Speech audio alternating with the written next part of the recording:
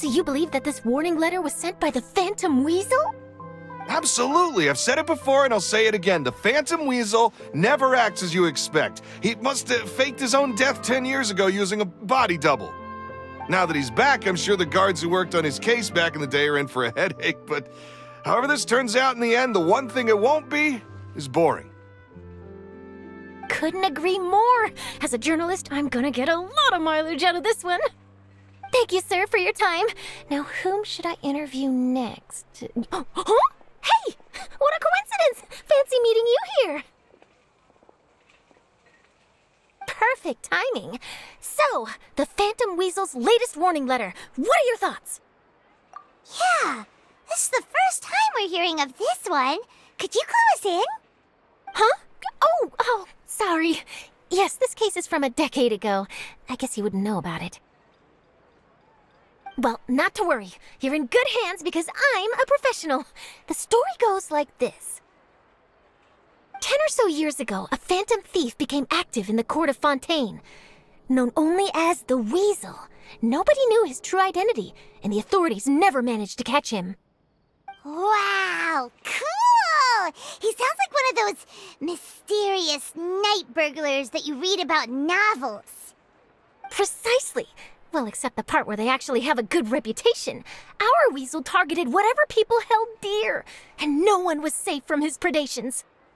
He would just as soon steal a necklace from a rich merchant's safe as he would a toy doll given to a commoner child for their birthday. I know, the phantom thieves you read about in novels rob the rich to pay the poor, but this guy did not discriminate.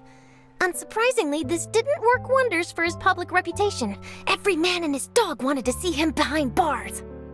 Yeesh. So, did they catch him? Not exactly. There's a good chance that the Weasel would still be at large to this day if it hadn't been for an accident 10 years ago. A magician named Caesar fell to his death in a botched high-altitude escape performance. When the police went through his personal effects, they found a hoard of stolen loot and gadgets used for criminal activities.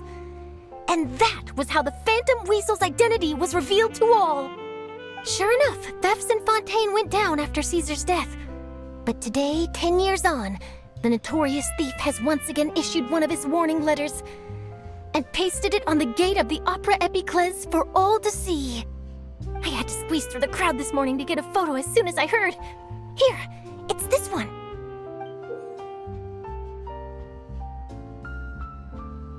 So, this is the warning letter, huh? Let's see what he wrote.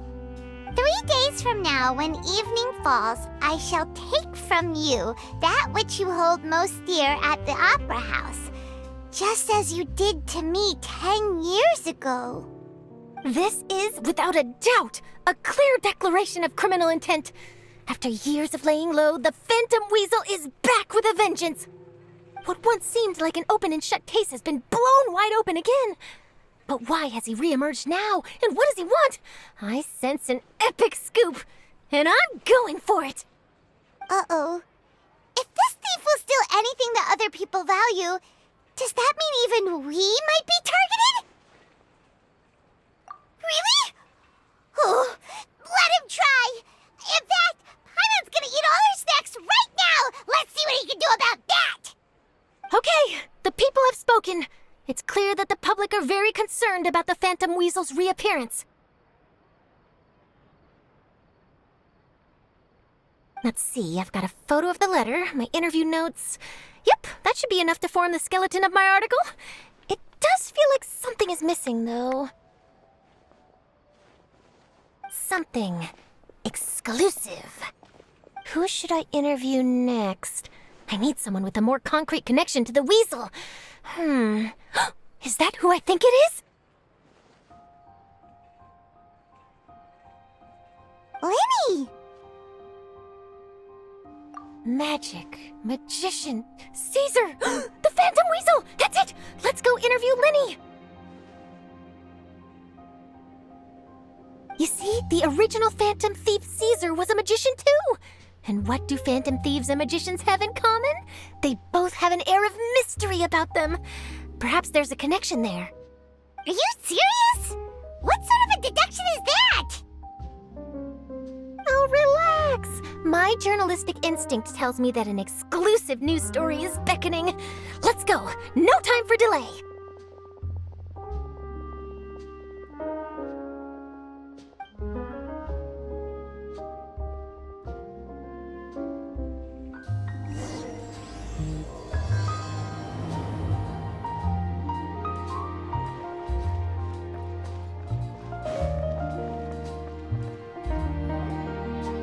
Wow, Mr. Magician! How did you know which card I picked? Oh, it's simple. Come closer and I'll let you in on my secret. Magicians have a special skill called telepathy, which means we can read other people's minds. Really? Then, what am I thinking now? Well, first you need to relax, because I can see that you're clenching your fist in your mind, as if to say, no, I mustn't let him guess it. Aww. And now you're getting a little flustered. You're trying to find a way to empty your mind, to think of nothing at all. But the more you try to hide a secret, the easier it'll come out. You snuck out from home today, didn't you?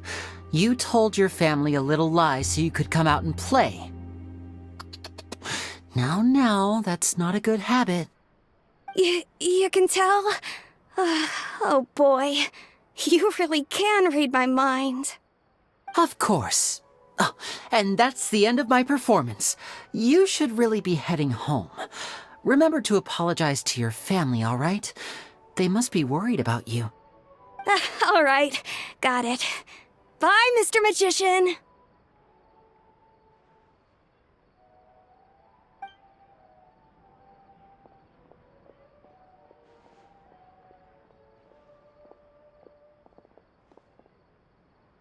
Hey, Lyney? Why, hello. We meet again. Are you looking for me? What's the situation? Well, why don't you guess, Mr. Telepathic? Oh, please. You didn't believe that spiel, did you? The power of telepathy is quite beyond me. I'm sure that child would beg to differ.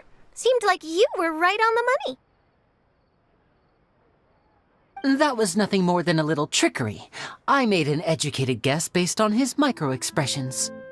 That, plus the fact that he was the only kid here without his parents, and he looked as guilty as sin. He made it easy for me.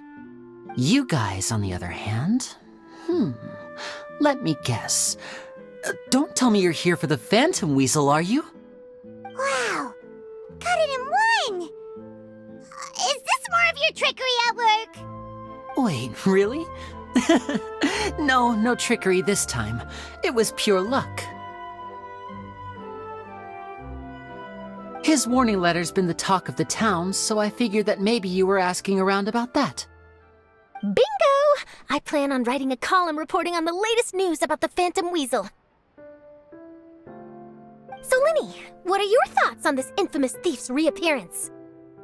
To be honest, it makes me angry. Angry? Why? You read his letter, right? The Phantom Weasel claims he's planning something in 3 nights' time at the Opera House.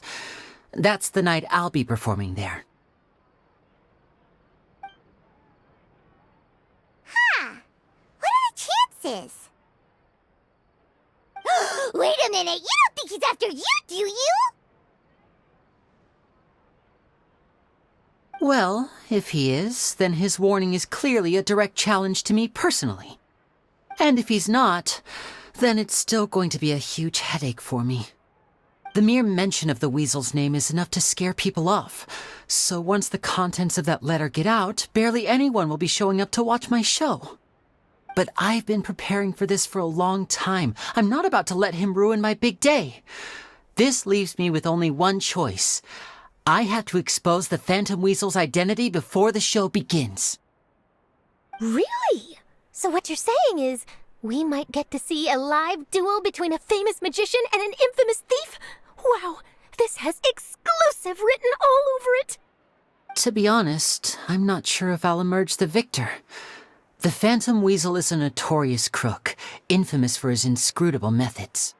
You're being far too modest, Lyney. I think your magic tricks are even more inscrutable than those of a thief. Thanks for the compliment, though I have to say I don't care much for the comparison. A lot of people liken magicians to thieves because we both have the ability to make things disappear without the person noticing. But there's an important difference that these people overlook. Allow me to demonstrate with a quick magic trick. Here, I have a flower, just an ordinary flower that was picked not long ago. Watch it carefully now. 3, 2, 1. It's gone!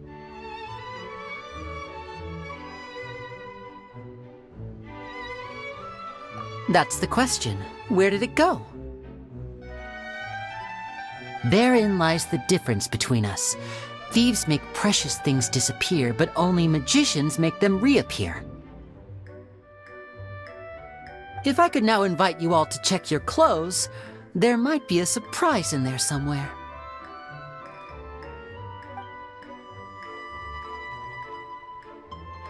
A surprise? Let me see!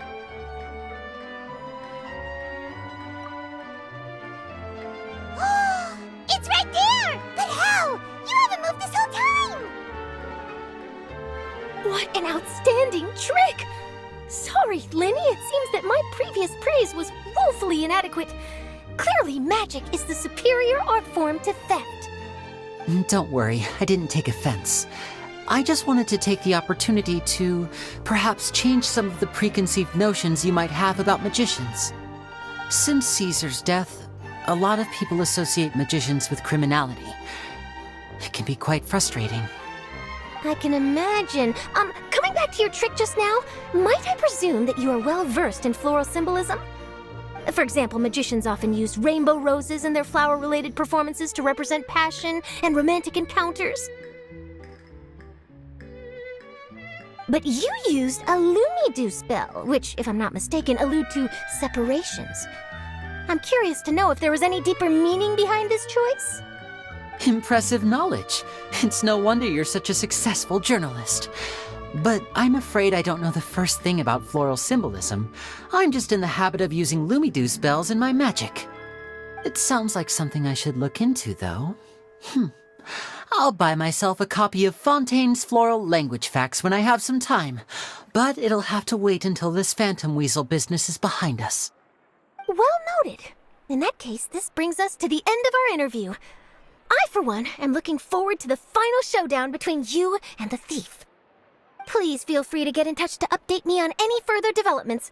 Otherwise, I will of course see you at your show in 3 days' time, but let's hope the Phantom Weasel is caught by then. If there's nothing else, I'll be off.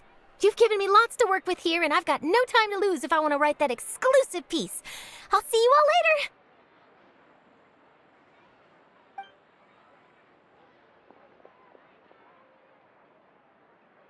So, Lyney, are you gonna tell us how you did that flower trick now?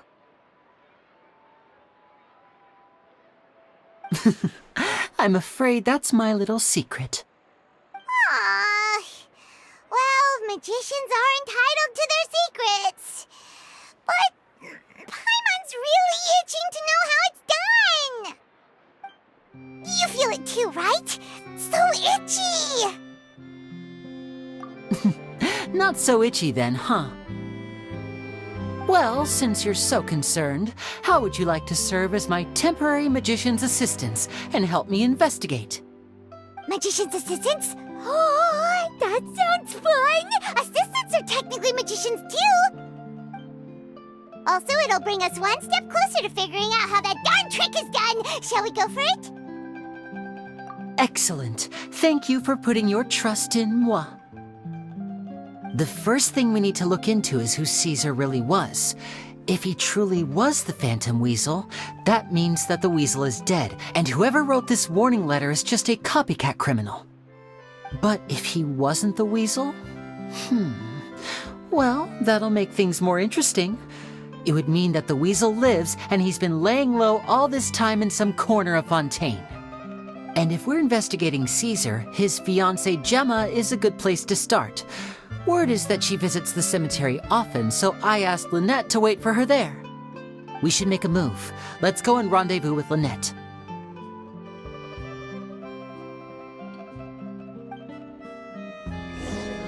Fresh fruit, sweeter than syrup.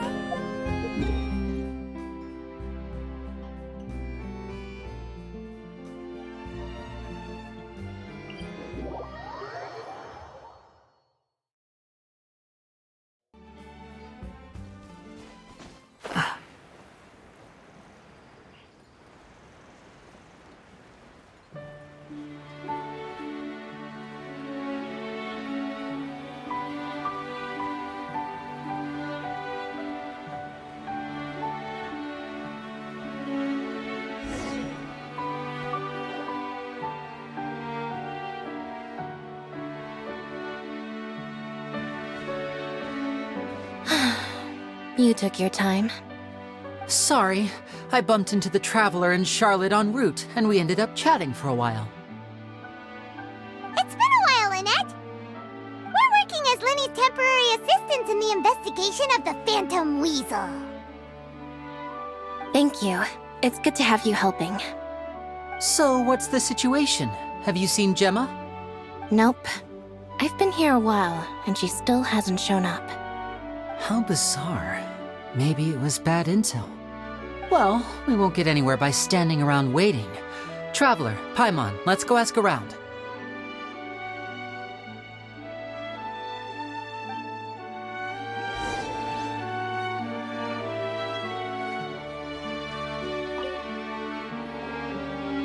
Excuse me, good sir. Do you by any chance know a Gemma? Gemma? You mean Caesar's fiancée? Sure I do. What's this about? I'm just trying to get a hold of her because I need her help with something. I heard she comes here a lot. Yeah, she does. Poor thing. It's no secret why, either. She's heartsick. Ever since Caesar passed away, she's been coming here once every week to clean his grave. Often, she just sits there in front of his headstone, lost in thought. Sometimes she talks to herself. I asked her what she was doing once. She said she wanted to speak to him again. She knows he's gone and can't hear her from the grave, but she just likes to spend time there, telling her fiancé all about how her life is going. And she's been doing this ever since Caesar passed away? Oh, so 10 years. Wow. Their love must have been really strong. I'll bet. Caesar's reputation fell apart after his identity was revealed, so no one else visits his grave. Gemma's the only one who still thinks about him after all these years. I don't know if the mind lives on in the waters after death, but if it does, I'm sure Caesar must be grateful to have someone who remembers him fondly. If I'm honest, I think this is all so unfair to poor Gemma. Her fiancé was a low-life crook. He doesn't deserve someone like her. Anyway, all of that said, she's running later than usual today. Normally, she'd be sitting in front of his grave by now. I wonder if she's okay. Well, that's everything I know, I'm afraid. You might have more luck asking some other people. All right, well, thanks for sharing all of this with us. We'll keep asking around. You're welcome. I just hope she'll be able to move on one day.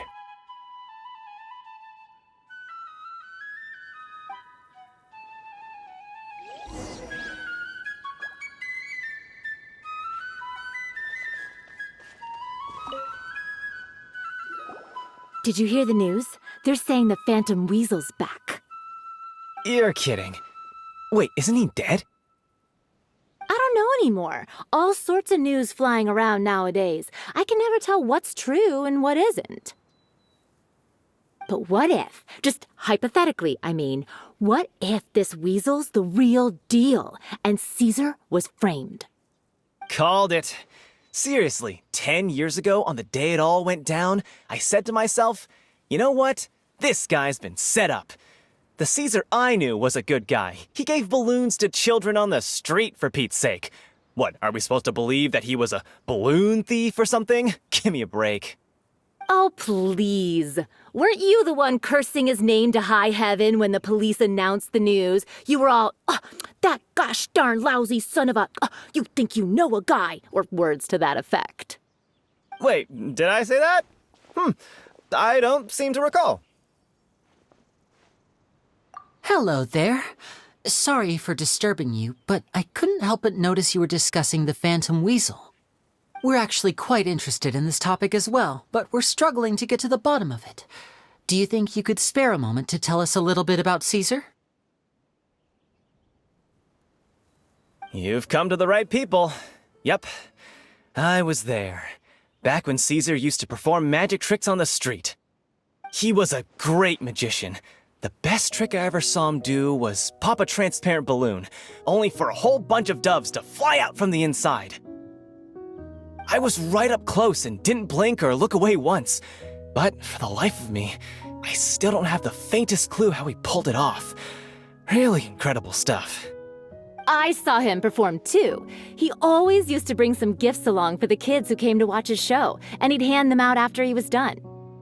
Sometimes he even got the kids to write their wishes down, and then he'd make the items on the wish list appear in his next show.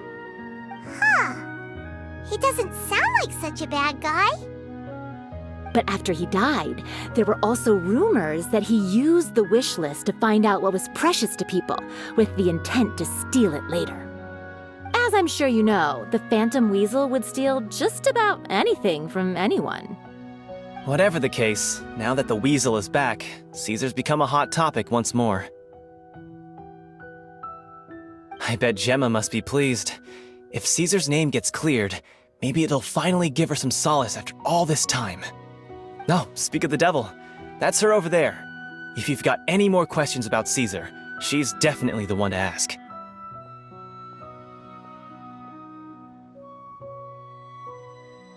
So that's Gemma. Is it just Paimon, or does it look like something's wrong? Wait, it looks like she's injured. Come on, let's see if she's okay.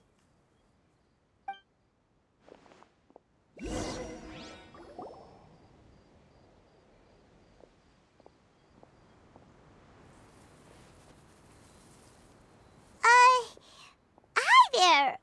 You're Gemma, right?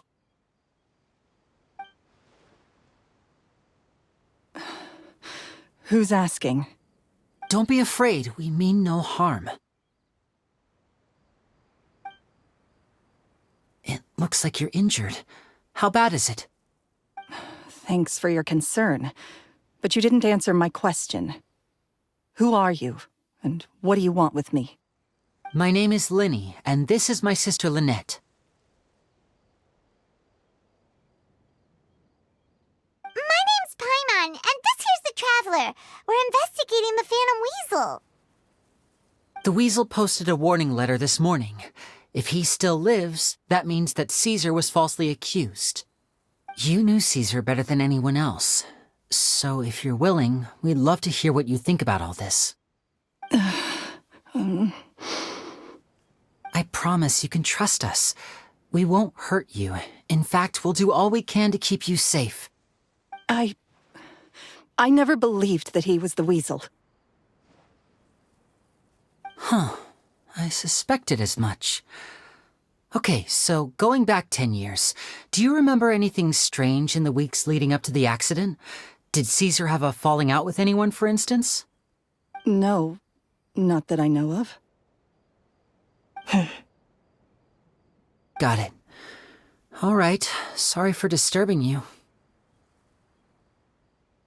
If you don't have any more questions, please leave. I want to be alone with him.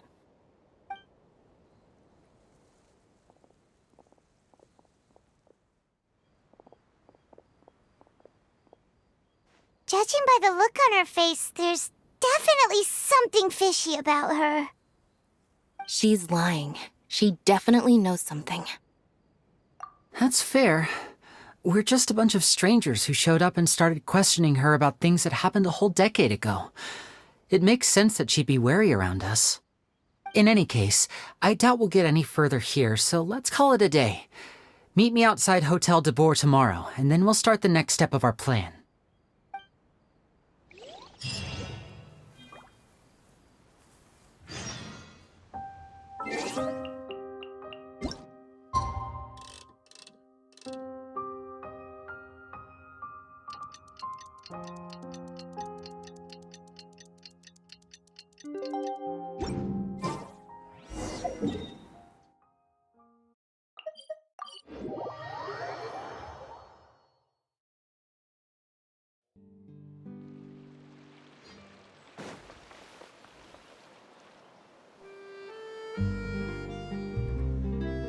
Over here.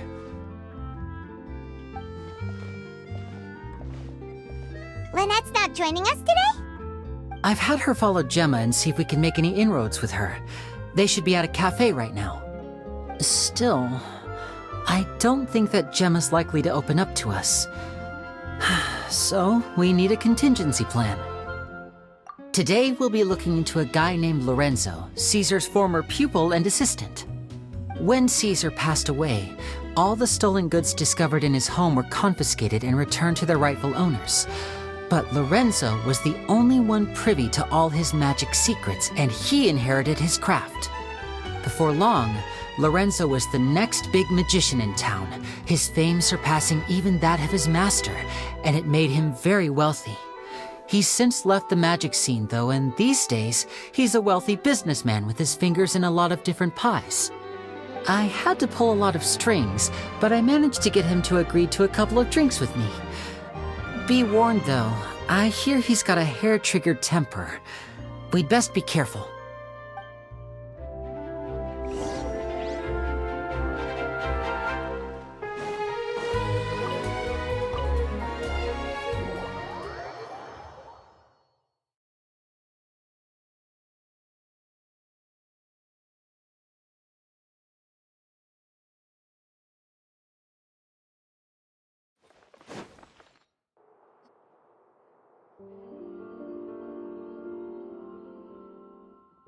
You neglected to mention that you were bringing 2 other people with you. My apologies. These 2 are my assistants. When they heard that I was meeting with the former magic maestro himself, they begged and pleaded with me to bring them along. And if it's no trouble, a couple of autographs would really make their day. Oh, forget the pleasantries, just sit.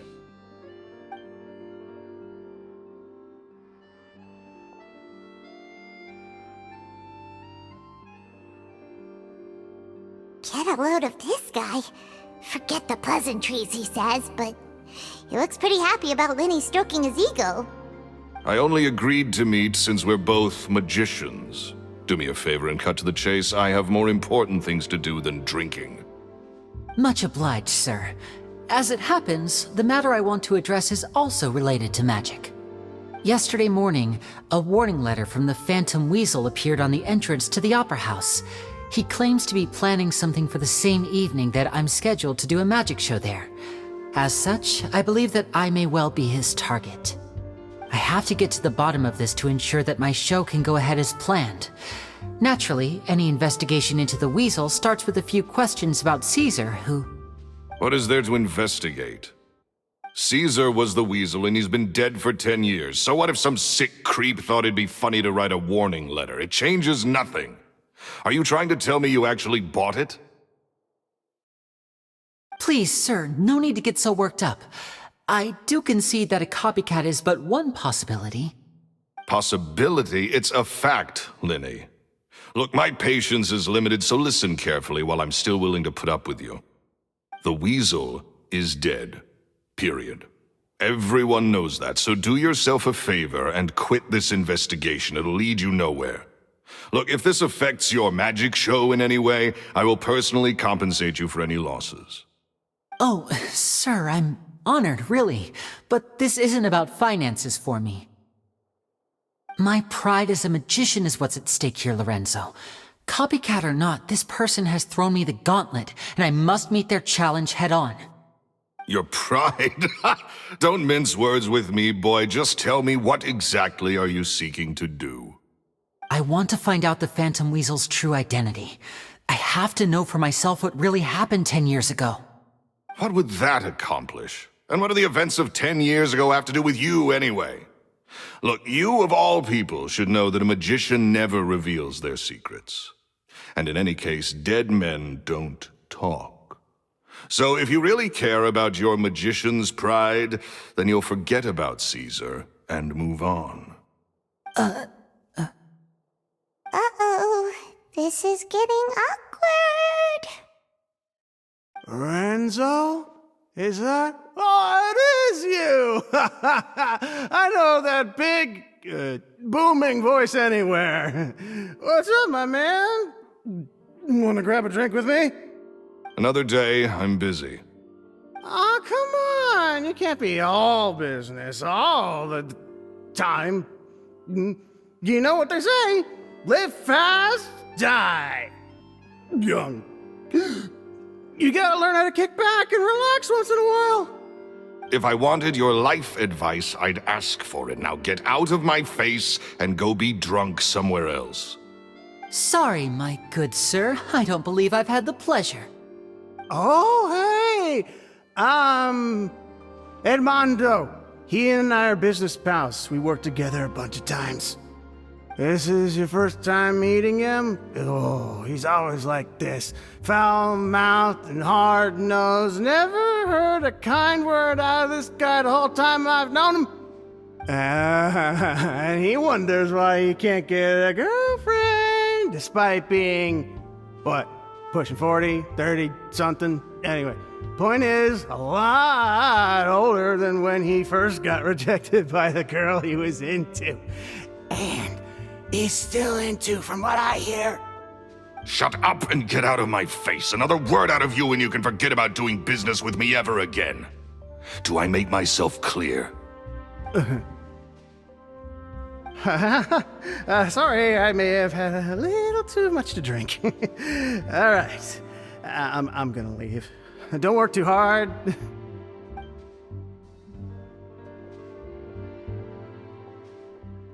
I think it's high time I made a move as well. If you really want to investigate this, Lyney, be my guest.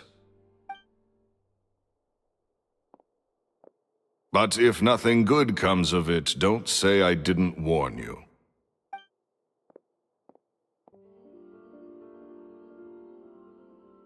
Well, that fell to pieces in a rather spectacular fashion. Any thoughts? Totally. And what was all that about compensating you for your losses? Why would someone you just met make an offer like that? He's gotta be hiding something. And not like Gemma. She was a little suspicious, but this guy's definitely covering something up. I think so too. We need to look into Lorenzo more closely. That guy Edmondo seems to know a thing or two about him. He only just left. Let's see if we can catch up with him.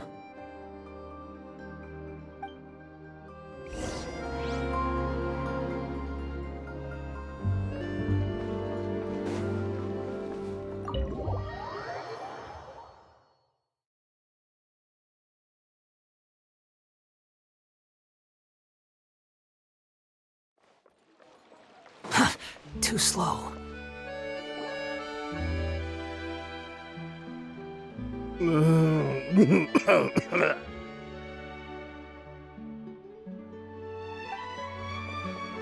You okay there? Who are you? Oh, it's you guys. Don't worry about me. I must have had one too many. I just need to ride it out. I said way too much back there, didn't I? I nearly talked myself into complete financial ruin. Note to self, no more drunken chats when Lorenzo's around. So he was serious about threatening to cut you off? Ugh, Paimon knew he was a bad egg. Hey, keep your voice down. Don't go prying into Lorenzo's personal affairs. Bad things happen to people who ask too many questions or make an enemy out of him. What kind of bad things? Don't even ask. I'm sorry. I'm gonna have to cut this conversation short. I'm not crossing that line again. And take it from me, trouble with Lorenzo is one thing you don't need in your life. You saw him flare up back there.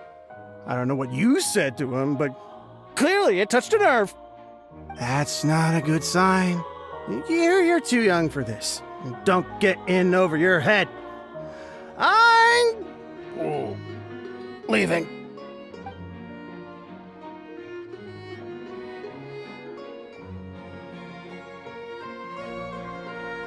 And there he goes. What do we do now, Lyney? Shh. I think we're being watched. Someone was listening in to our whole conversation. Don't say anything and don't look back. Any altercation in the city will attract the guards. We'd better take this elsewhere.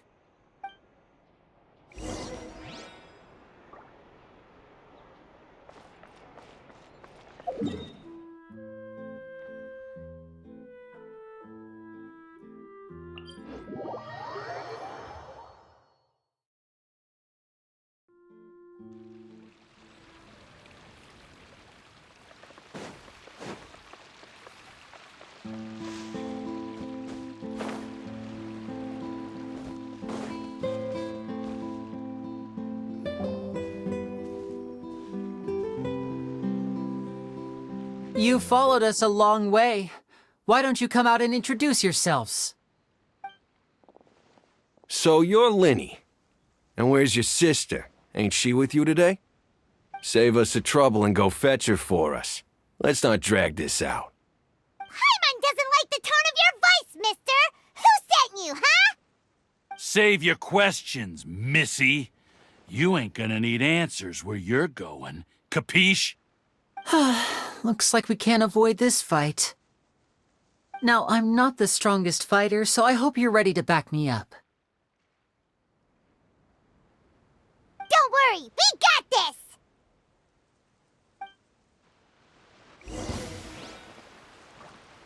And voila! Ow!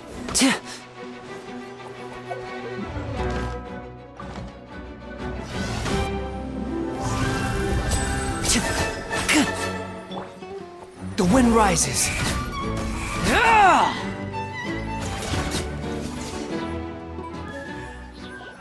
Curses. They're tougher than we thought. Vision wielders are always trouble. Intimidation ain't gonna work like it did on the lady. Come on, let's scram! Hurry, wise guys! We ain't through with you yet! Oh, they got away! Did you catch what they said just before they left? Something about intimidating someone else. Sounds like they just wanted to rough us up as a scare tactic, and they've already done it to someone else, but who? You're right. She was injured when we saw her yesterday, and she acted like she had something to hide. Maybe she was too scared to tell us the truth because those guys had threatened her. Well, if that's the case, she should be more willing to open up to us once she learns that those thugs won't be bothering her anymore. Let's head back to the cafe and see if we can get any information from her.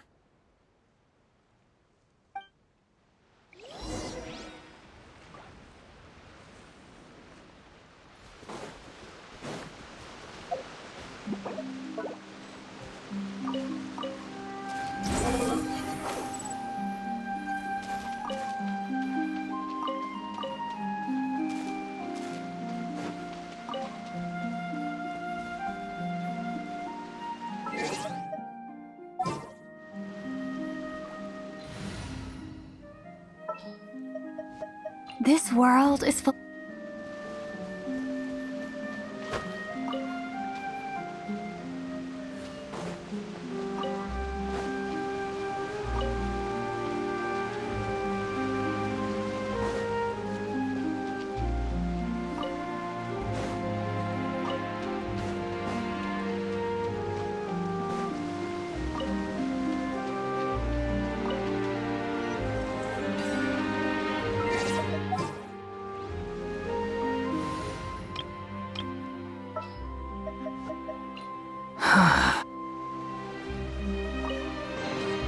Take it and have fun.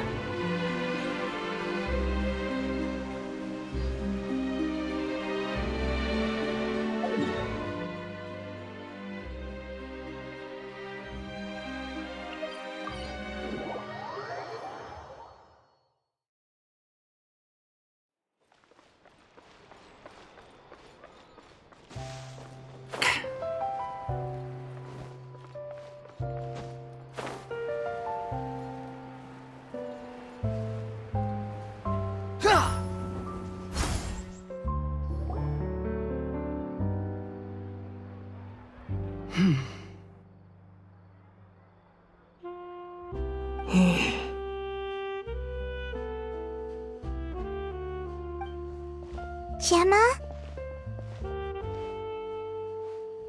You again. What is it this time? We just ran into the men who've been threatening you, and we gave them a taste of their own medicine. So, you can relax now. We're here to protect you. What? Why? I didn't tell you anything. Why would they come after you? Sounds like they're no strangers to you. That's putting it mildly. I know them all too well, and I hate them with every fiber of my being. It's been 10 long years, and still every time I try to look into Caesar's death, they show up and warn me not to do anything stupid. How do I know I can trust you? Do you really think you can get to the bottom of it all? And why are you doing this? I'm afraid I can't reveal all the details just yet, but I can promise you this. I will expose the Phantom Weasel's true identity. Because you see, this is a personal matter of the utmost importance. I give you my word. Trust me. Okay. How can I help you? I've heard that Caesar used to have a magic workshop where he kept a lot of his personal effects. If possible, I'd like to take a look at them. Do you know where it is? The Fleuve Sonde. But the place was sealed up by the police after his death, and no one's been there since. I also know that the Fleuve Sonde is dangerous territory. Lots of hostile groups lurking around. If you're serious about going there, please be careful. Understood. Lynette, you stay here and take care of Gemma. Don't let her come to harm. Got it. But if I'm staying here, I'm ordering dessert. I mean, bon appetit. But stay sharp, too. They're likely to come for you while I'm away. Okay. All right. Power saving mode off. I'll start taking this more seriously now.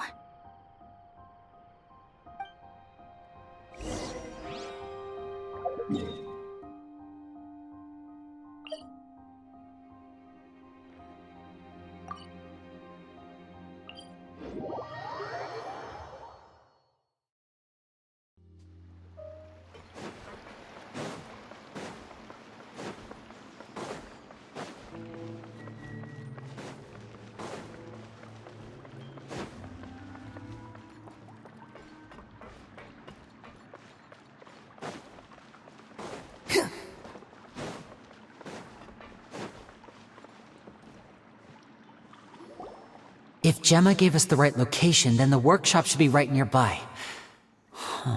Looks like these boxes are blocking the entrance. Let's shift them away first. There we go. It should be just down here.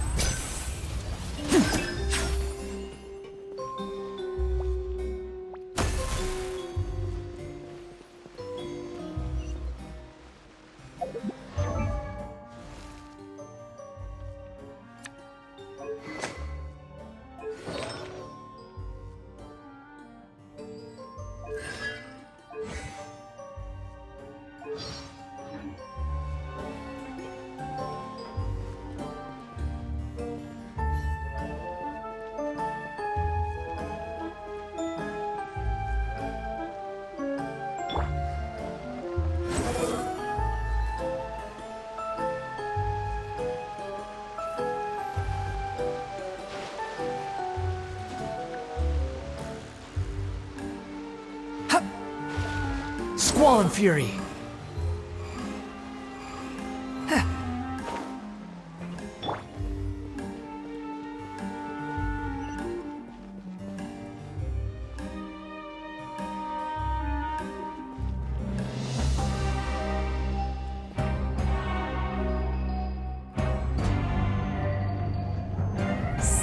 this was Caesar's workshop. Nothing suspicious here, just normal magic props. Let's head in further.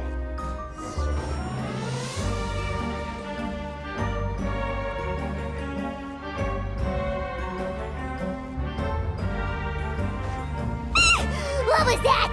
Oh, is this one of Caesar's gadgets? Guess we must have triggered some sort of device.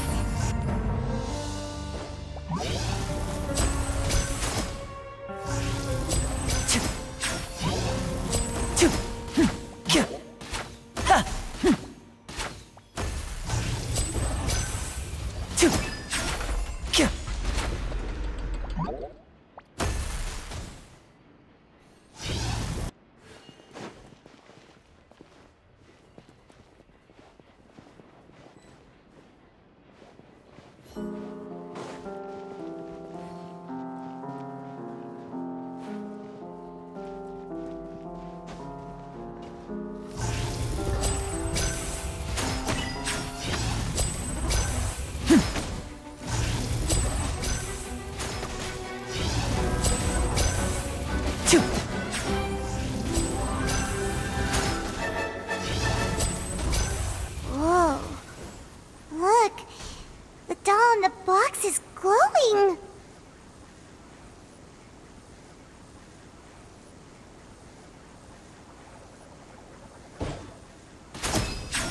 There's something written on the card on this doll. Let's take a closer look.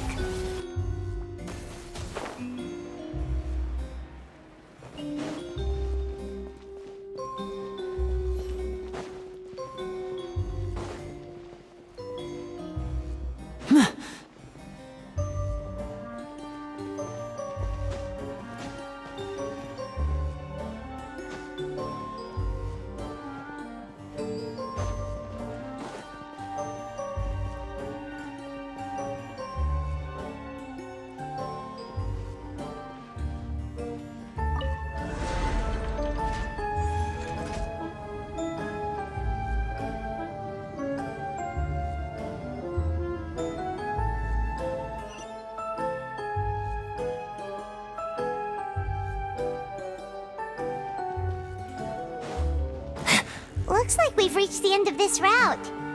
Shall we try a different one?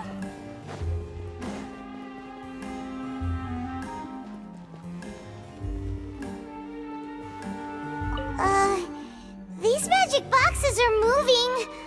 What do we do? One of them looks different from the rest. Let's investigate.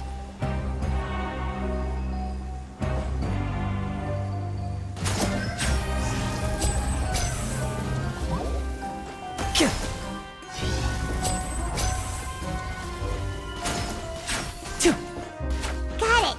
We're supposed to find the box that lit up at the start, right? There should be another wish list inside. Let's keep trying.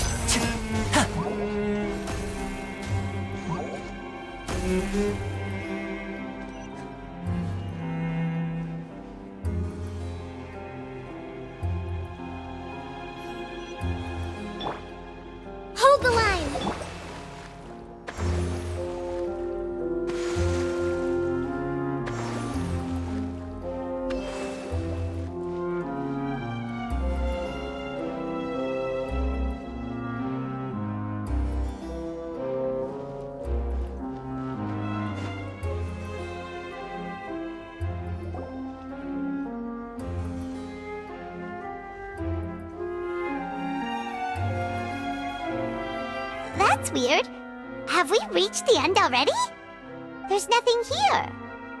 Maybe this was a wasted trip. This place seems a little too ordinary for a magician's workshop. There's a distinct lack of mystery. We've triggered quite a few devices on the way here. I'm starting to wonder whether Caesar built this whole place as one big, elaborate magic contraption. If so, then there must be more to this place than meets the eye. Maybe a hidden room somewhere. Aha! If I just move this book, then hopefully... and... presto! A secret passageway! How did you know? I'm a magician too, and apparently great minds really do think alike. Looks pretty big inside. Let's head in and take a look around.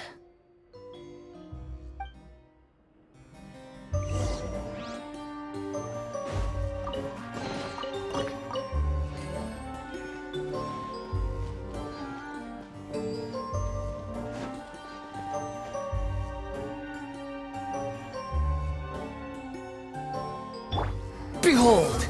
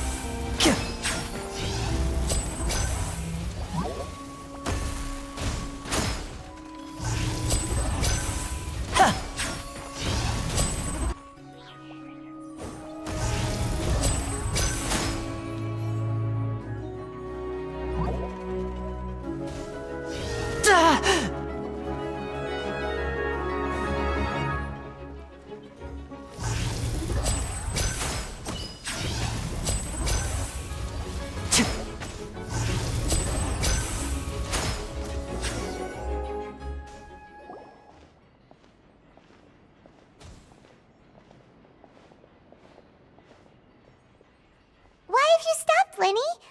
Is there some device in that box? Huh. It just looks familiar somehow. Let me check this out for a second while you guys go on ahead. If anyone makes a major discovery, let's rendezvous here. All right, see you in a bit!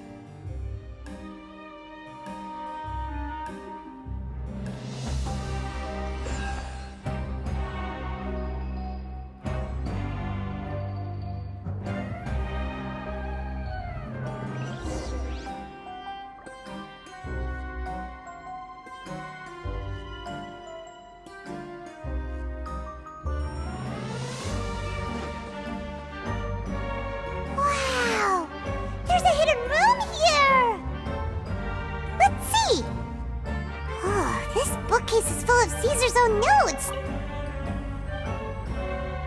This book's thick as a brick! Let's take a peek inside it, shall we?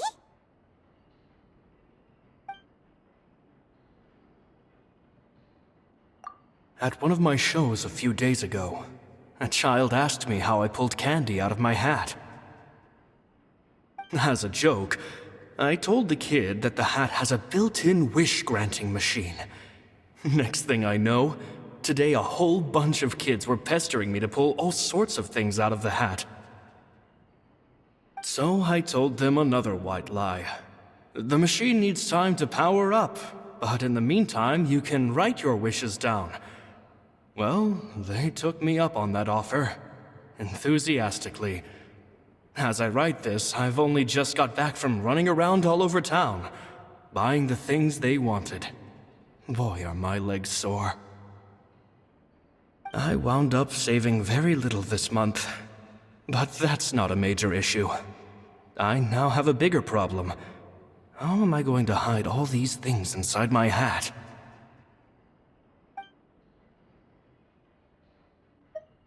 Two children came to talk to me after today's show. I don't know why they were out on their own. They looked much too young to be unsupervised. I do hope they got home safely. Anyway, they said that they wanted me to teach them how to do magic. It's not uncommon for children to ask this, of course, but I've never seen any of them as serious about it as these two. I told them that learning magic is very hard work, but that didn't faze them at all. It's like they already knew. They seemed so committed. I couldn't turn them down.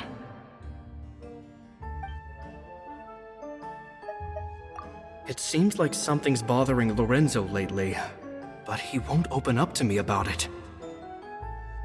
Surely he's not upset that I agreed to teach those two children. I'll have to talk him around. I have a good feeling about those kids. They're naturally talented, and it seems like they're not new to the world of magic. They have all sorts of fantastic ideas. All I'm really doing is helping them develop a more professional standard training plan. They wanted to call me Master, but I told them they absolutely mustn't. Any magician worth their salt could have taught them what I have. They're the geniuses here. Compared to them, I don't deserve to be called any sort of master. With time, I have no doubt that they could become far greater magicians than I. My only concern is why they're so mature for their age. I fear they've had to grow up too fast. I don't dare to imagine what they must have been through. Gemma thinks so too. She doesn't like being around them. Says that their eyes are too piercing. They don't bother me, but then again, I've never been the sharpest tool in the shed.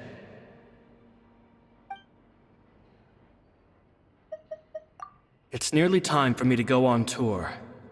I asked the two kids if they'd like to come with me, but they shook their heads. I once overheard them talking about their father and their mission. Sounds like their parents have other plans for them. I guess we'll be parting ways soon.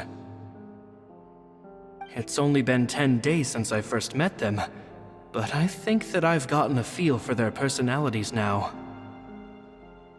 They're very tough, but also very cautious, and they trust no one but each other. This, I fear, is not a good habit to have. They hide things from me too. For example, when I asked them where they live and why they wanted to learn magic, they lied. That's the thing about children. Whenever they're trying to cover something up, it always shows somehow. I can sense that their lives have been hard, possibly even dangerous too. They're not like other children. It's a shame that I can't do more to help them. After thinking things over, I decided to tell them a bit about how I see the world. It's full of lies and falsehoods, and that is why we must find our own truth. P.S. I hope they won't find my nagging annoying. Children are so opinionated nowadays. Will it do them more harm than good for someone they've only known 10 days to lecture them like that? P.P.S. Maybe I'm overthinking this. Children aren't interested in grand philosophies. It probably just went in one ear and out the other. I bet they've already forgotten every word I said. Oh, Caesar, Caesar. Just mind your own business next time.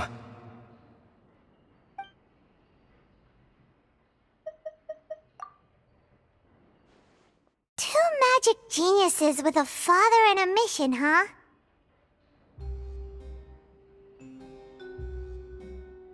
Sounds a lot like he was writing about Lyney and Lynette, don't you think? So did they meet Caesar when they were kids? Let's go ask Lyney!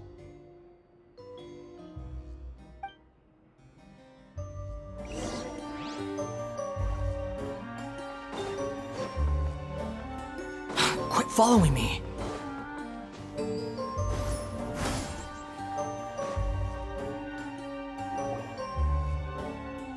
Lyney? Shh, hold that thought. As I expected, there's a lot of fishy things going on in this place. Fishy? Uh-oh, what have you found? All in good time. Before we go over our new leads, I want to tell you how a high-altitude escape is performed. First, the magician slots themselves into a magic box in full view of the audience. The box is then suspended high in the air, and a short while later, the base automatically opens. At this point, a dummy will fall out of the box, but it looks real enough to grab the audience's attention, and they start wailing and screaming. Meanwhile, the real magician, who has by now blended into the crowd, waits for a good moment to make their appearance and put on a hysterical performance. Oh no! Is that me? Did I just fall to my death? Very vivid description. Paimon can really picture it. And then what? The audience's gaze then turns to the magician, and by the time they realize what's happened, the dummy has vanished, as if everything that just happened was some sort of shared illusion. Of course, that's just how I think the process should work, theoretically speaking. The inventor of this trick never performed it successfully. When the box opened, Caesar was the one who fell out, and not the dummy. He fell right to the ground from the highest point of the opera house. No one could hope to survive that fall, not without a vision at least. And no one else has ever attempted this trick since. My understanding of how it works is just based on what I could gather from his notes and the relevant gadgets here in his workshop. So Caesar's famous high-altitude escape has never been done, huh? Paimon was about to say how cool it would have been to see it in person, but if it's that dangerous, it's probably for the best that no one else tries to do it. Wait a second. So if a dummy's supposed to drop out of the box, then where does the real magician go? How does he get out? Glad you asked. That brings us to the secret of said box. This box right here is the one that Caesar constructed himself to use in the performance, and it's not as simple as it looks. Inside, there's a device that only the magician himself would know about. Once the magician's inside and the box is lifted up into the air, the audience's view of the box is fixed at a certain angle. From where they're standing, they have a clear view of the front, sides, and bottom, but the back and the top are now no longer visible. At this point, the magician presses a button inside the box, opening a secret door out of view. He then escapes through this trap door onto the opera house roof, waits for the dummy to fall and distract the audience, and quietly returns to ground level. That's way simpler than Paimon imagined. Even Paimon could probably do it. Well, there's a little more to it than that, of course. The hardest part of this trick is controlling the audience's mood and reactions. That takes an exceptional degree of showmanship. There's the falling dummy, the miraculous reappearance, the pompous performing. Maybe the magician would even have themselves tied up before it begins to strengthen the impression that there's no escape. Many days and nights of careful research and painstaking practice would have gone into this, all culminating in a performance just a few minutes long, but one that still manages to transform the shock and grief of a tragic accident to the joy and laughter of a mesmerizing magic trick. Caesar was a highly accomplished magician. But unfortunately, even he didn't manage to pull it off. So, how did it go so wrong? You said you found some fishy stuff here. Have you figured out what really happened? I can make a pretty good guess. I looked into the case files. The magic box Caesar was using at the time of his death had the secret button I mentioned positioned on the right-hand side. And sure enough, he always used his right hand as his dominant hand in public. Okay. Nothing suspicious there. But here's the strange thing. Most of the devices in this workshop have the mechanism on the left-hand side, including this box right here, which leads me to believe that Caesar was in fact left-handed. Because a magician can't afford to have their most basic habits stand out too much. People naturally focus their attention on the most important details of the task or situation at hand. But a magician needs to be able to redirect an audience's attention at will so as to avoid arousing their suspicion. The essence of magic is getting people to believe a lie. If even the truth raises eyebrows, the falsehoods become all the more difficult to mask. And so, Caesar trained himself to use his right hand to align with his audience's expectations. Great magic always requires sacrifices. But in his most stressful and nerve-wracking moments, and when no one was watching, reflex would kick in and he'd use his left hand. That's why he set his gadgets with the mechanism on his left. Exactly. I think that's likely what happened. Caesar would have been under a lot of time pressure during the escape. He'd have had mere seconds to open the hidden compartment, retrieve the dummy, then open the secret door and make a swift escape. But I'm sure he was confident. He would have rehearsed countless times to the point where it was second nature. He'd barely need to think about what he was doing because muscle memory would guide him through. So he opened the compartment, took out the dummy, checked everything was in order, and then went to leave. With his left hand, he reached for the button, and suddenly, his heart skipped a beat. It wasn't there. Much like when you reach for your keys but find your pocket empty, his mind needed a moment to process what was going on. Instinctively, his left hand would keep feeling around for the missing button, maybe for another second or two, until the bottom of the box gave way. With the stakes being as high as they were, just a 2-second delay cost him everything. The authorities would find nothing suspicious and conclude that his death was due to his own error.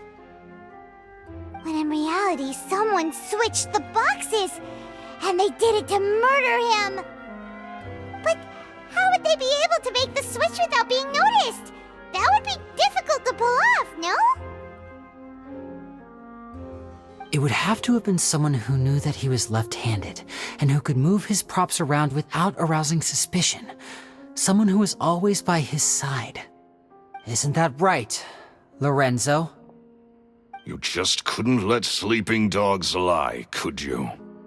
There's not a lot of people who'd go to all this trouble for some magician who died 10 years ago. I didn't want to have to do this, you know. Silencing you the hard way just creates more problems for me to deal with.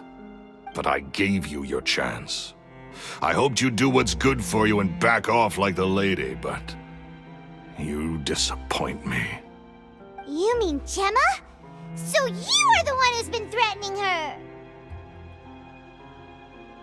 Yes, although however stubborn she might be, she was never much of a liability. But you people, you never even knew him, but for some reason you just wouldn't drop it. Which is why you can't leave this place alive. Take them out, And make it quick. Do your worst!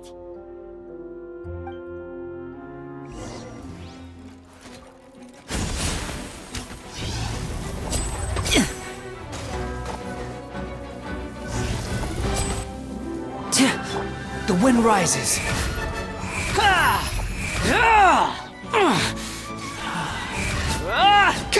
How amusing.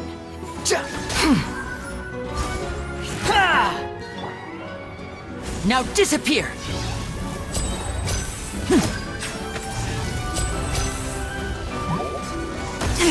Stay calm, stay calm.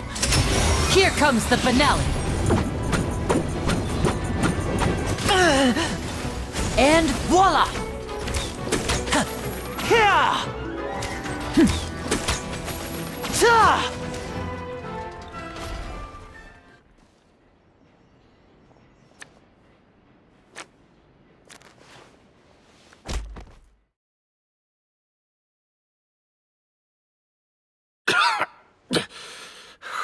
You kids are tougher than you look. Had enough yet, Lorenzo? Your cronies can't help you now. I think it's high time you started talking, and what I'd really like to know is, why did you murder Caesar? If I had a mora for every time you've said that man's name. Of course you idolized Caesar, everyone else did. But I was the real genius magician. Me!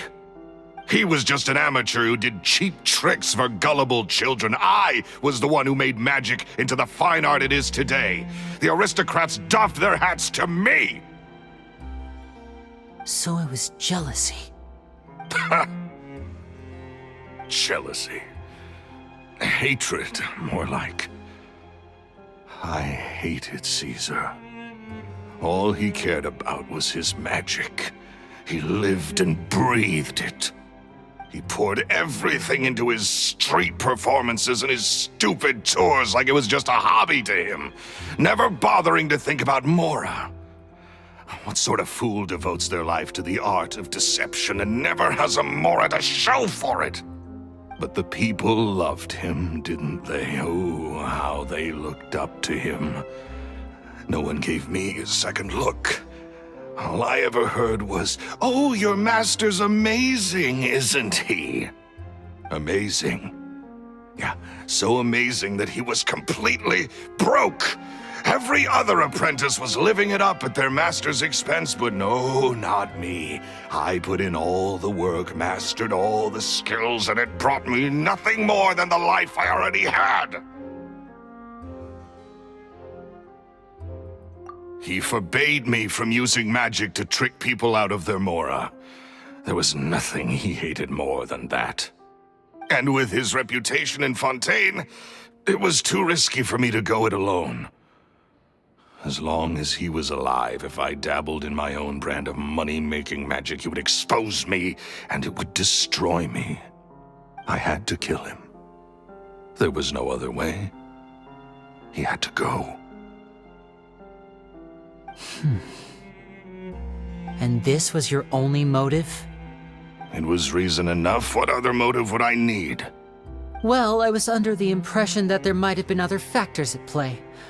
For instance, maybe you were in love with Gemma, but she was engaged to Caesar.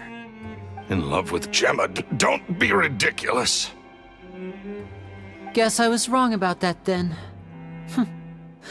Next question. Are you the Phantom Weasel? I am. Caesar was so strict with me. He insisted that his way was the right way, that the sole purpose of magic was to bring joy to the world. I never bought into any of that. I was more interested in the practical value of magic. Sure enough, it helped me fill my pockets with all kinds of valuable treasures. Oh, yeah! Charlotte told us that the weasel would steal whatever people valued, no matter how much it was worth. That's just how it looked from the outside. What would any thief want with second-rate loot? I've only ever targeted high-value items. I stole cheap things as a way of practicing my craft. It was other people's overactive imaginations that conjured up the preposterous image they then dubbed the Phantom Weasel. So that's the story, huh? Well, I hope you're ready to tell it all over again during your trial. What choice do I have? You're a pack of wolves, and you've got me between your jaws. You've seen what's here, and my last-ditch effort to stop it getting out has failed. What else can I do? So be it. I've enjoyed power and wealth for the last 10 years, the likes of which Caesar could never give me. I wouldn't choose for things to end this way, but I regret nothing. Very well. In that case, I'll contact the guards. Traveler, Paimon, keep an eye on Lorenzo for me. I'll meet you just outside the workshop when I'm back.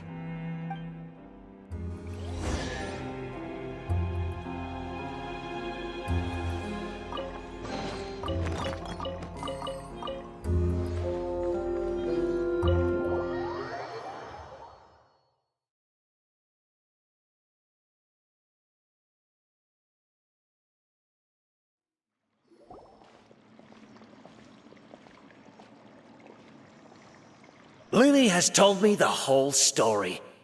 Lorenzo, do you confess to the murder of Caesar and to framing him for the Phantom Weasel's crimes?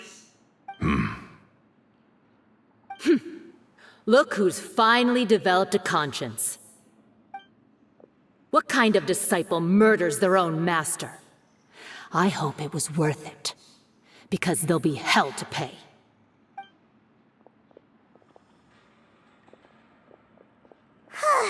Looks like it's all over. What should we do next, Lyney? Should we start preparing for your show? Let me think. Let's rendezvous with Lynette and Gemma first. With Lorenzo in custody, Gemma will no longer have to fear for her safety. Good point. We should go tell Gemma the good news right away. It'll give her some peace of mind for sure.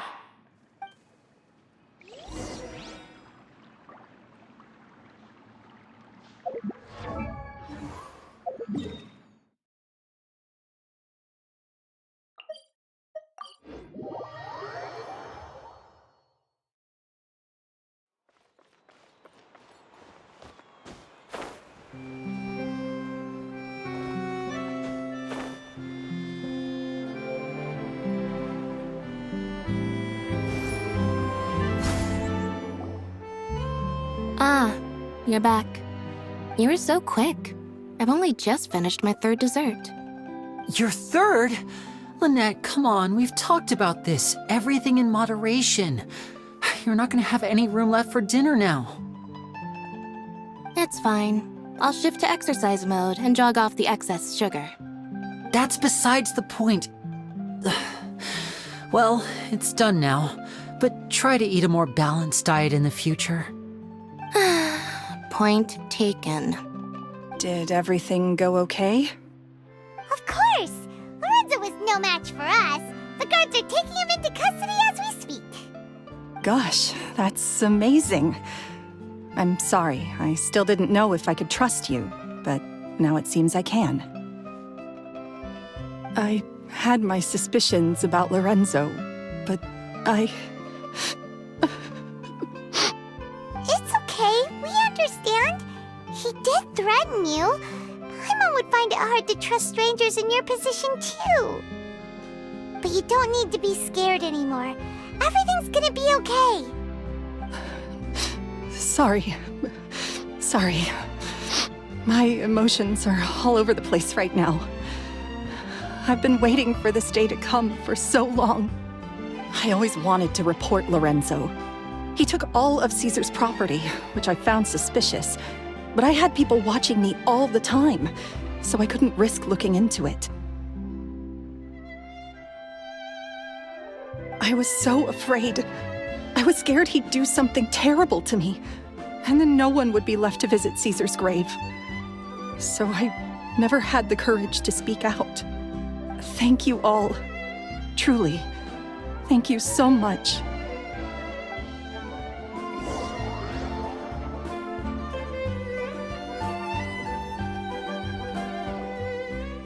Thank you all for clearing Caesar's name. I never would have guessed that Lorenzo was the real Phantom Weasel. He never showed any signs that there were problems between him and Caesar in public. From the outside, it looked like they got along great. To think that lowlife's been living life to the fullest all this time, while Caesar's name was getting dragged through the mud. It's a travesty. At least his soul can finally rest in peace now, thanks to your efforts.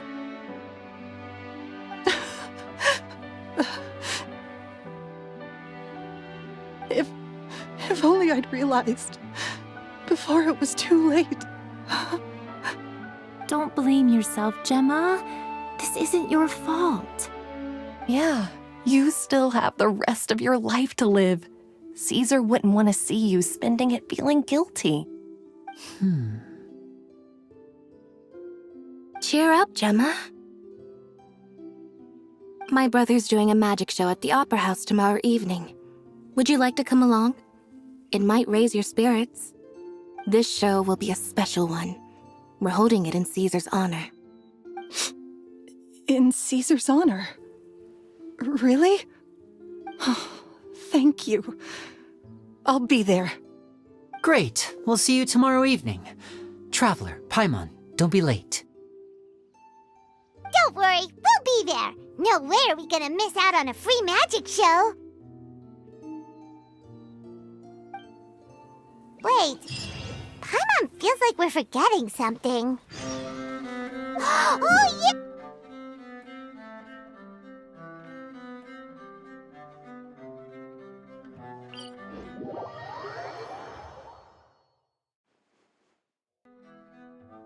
Lyney changed the time.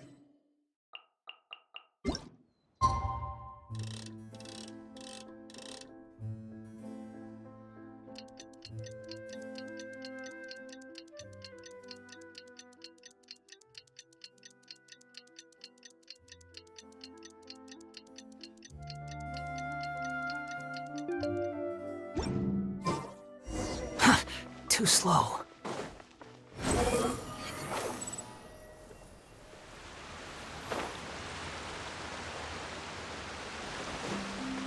Quit following me.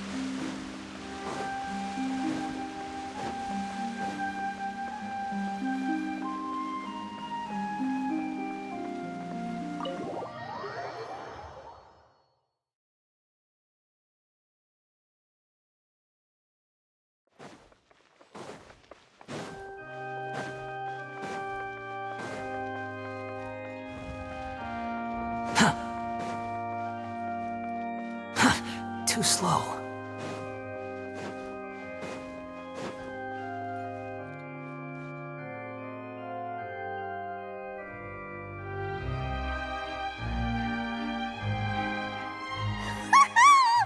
Paimon's excited to see another of Lyney's magic shows!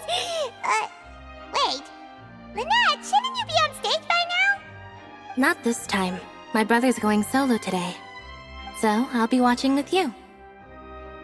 Good evening, ladies and gentlemen. I hope everybody's ready because the show is about to begin. The great magician Lyney has prepared a spectacular show for us all tonight, concluding with an all-new grand finale that no audience has ever seen before. Wow! A new trick! Thank you all so much for coming. Now, prepare to join me on a journey through the mystical and miraculous.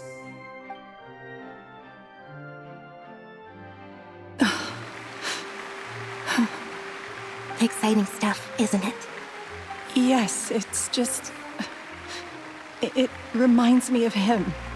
No wonder. Caesar was a famous magician too. So, how did you two first meet, Gemma?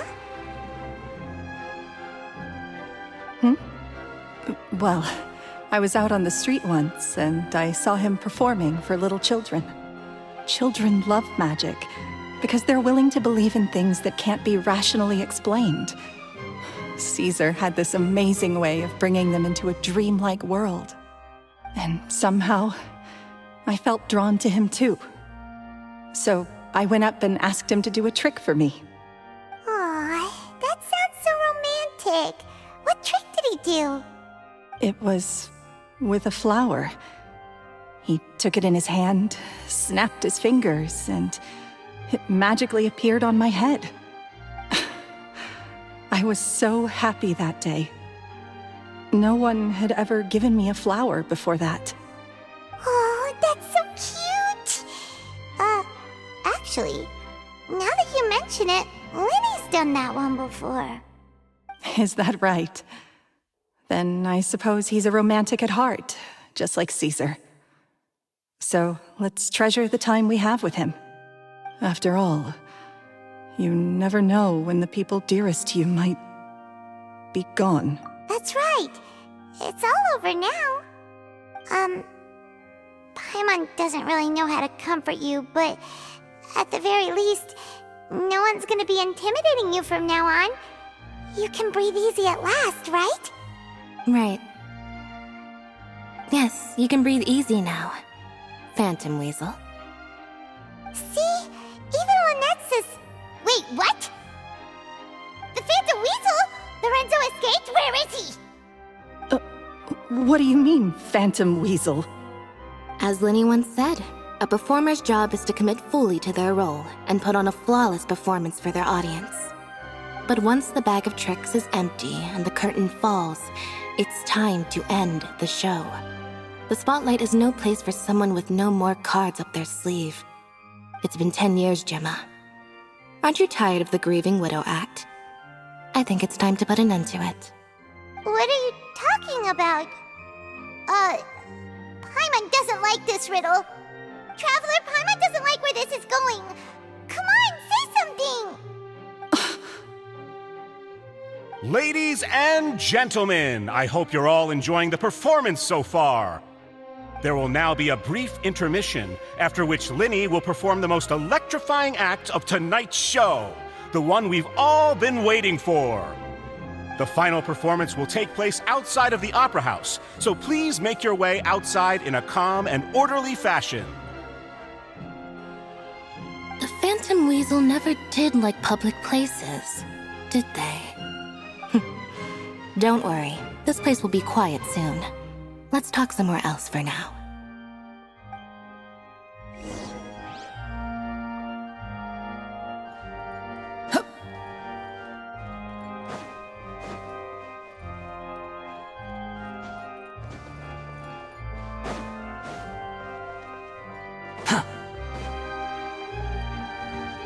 Quit following me.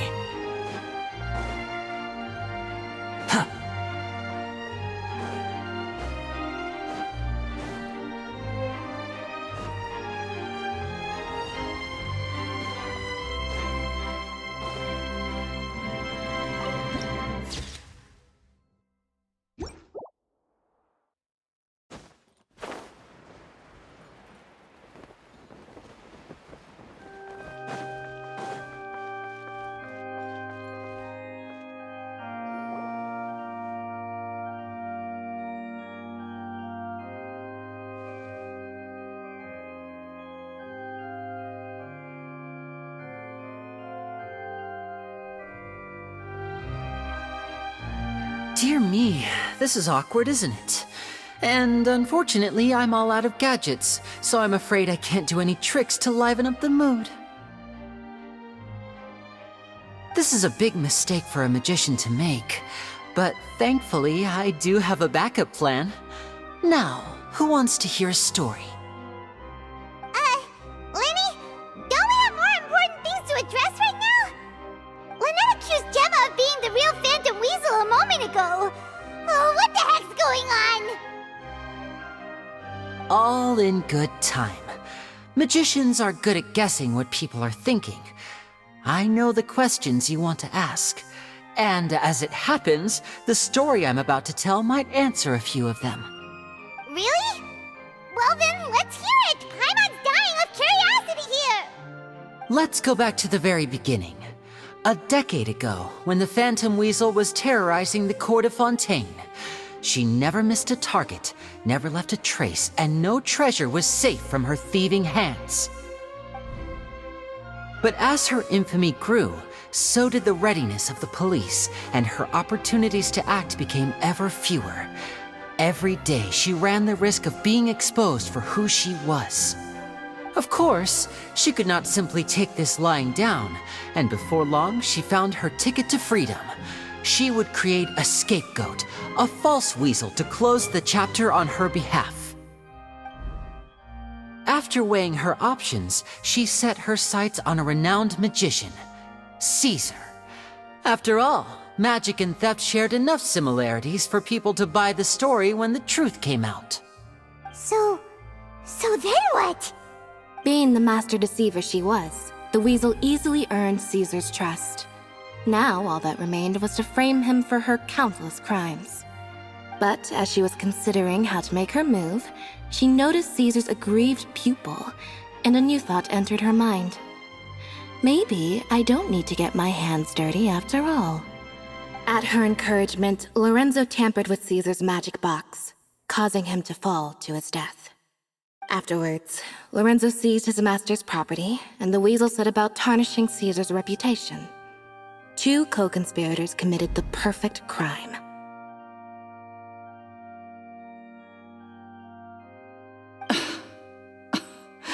I've got to hand it to you. You're both exceptional storytellers. It's enough to make even me wonder whether there was really another mastermind behind all this, pulling the strings. But I just have one question. You seem to think that I am the villain in this tale. What's brought this on, Lyney? Is it something that Lorenzo said? Don't worry, Lorenzo said nothing at all. But I never believed that he was the weasel, and in fact, my investigation only made me more certain of that. He was too forthcoming with his confession, as if there was something else he was trying to hide. How disappointing. So you'd sooner trust Lorenzo than me, even without a shred of evidence? A magician is an expert at playing the audience to get the result they want. And I have no doubt that you, Gemma, are equally talented in this regard. With a little help from Lorenzo, you put on a very convincing performance.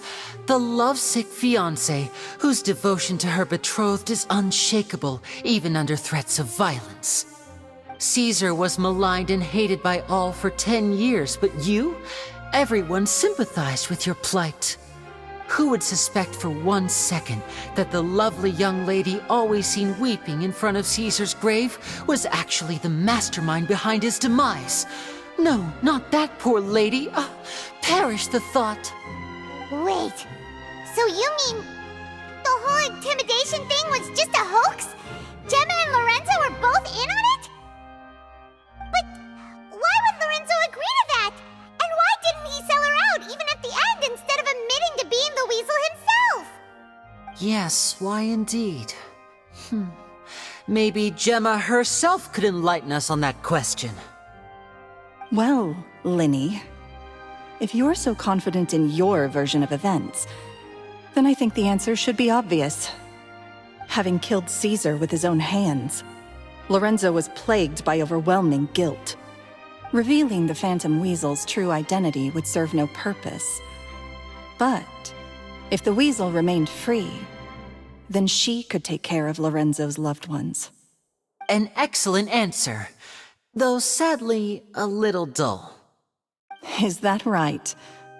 Well, don't let me bore you. If you'd care to change the topic to something more interesting, I'd be much obliged. As a matter of fact, there's one thing I'd really like to understand. Why would the real weasel have targeted things that only have value to other people? Could you shed any light on that? Of course. After all, we're just telling stories here, aren't we? If I had to guess, I would say that the real weasel must have had a terrible childhood. Left to fend for herself after her parents died young. Betrayed, scorned, beaten.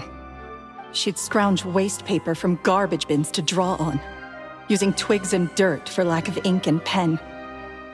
She'd sew ugly ragdolls from whatever scrap material she could get her hands on. This was her only source of happiness in life. But it was all she needed, and she was content. until the world decided that even this was too good for her. Once again, she was betrayed. And this time, everything was taken from her. She felt like life was a miry pit that dragged her further down the more she struggled to escape.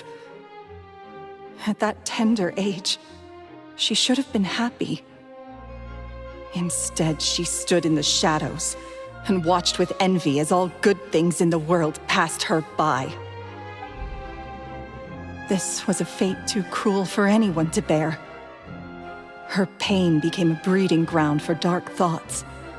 Thoughts which festered and grew into a twisted solution to her troubles. I detest the happiness of others, in all its forms alike. I will rob them of everything they hold to be good and true, and it will fill the void in my soul. That's some pretty heavy stuff. Now it all makes sense.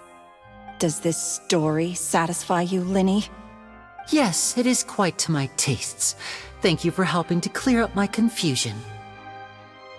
Huh. That's right. What drove you to write that letter, Gemma? What were you trying to achieve there? Because without that, none of this would have ever come to light.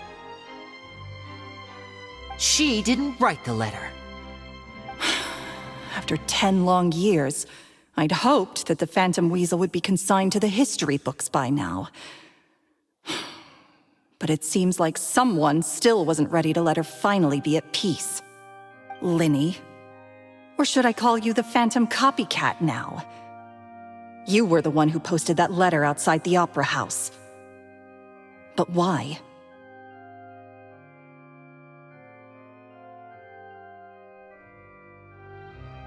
Very sharp, Phantom Weasel. Still as shrewd as ever.